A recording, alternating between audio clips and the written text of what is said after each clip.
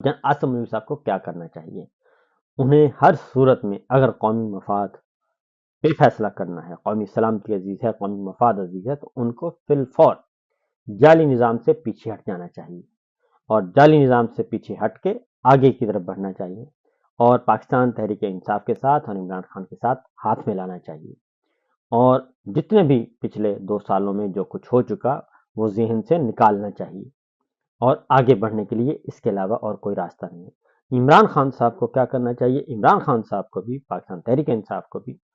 उनको भी सॉफ्टनेस का थोड़ा सा इजहार करना चाहिए और मिलकर अगर एक दूसरे को, अगर आपके इख्तलाफात जो हैं और ज्यादतियां हैं वो एक साइड पे रखें और उसका हिसाब किताब होना चाहिए। जो जिम्मेदार है उसको सजा मिलनी चाहिए, जो रिस्पॉन्सिबल है उसको सजा मिलनी चाहिए। इन हालात तक, ऐसे हालात कौन लेके आया, उनको सजा मिलनी चाहिए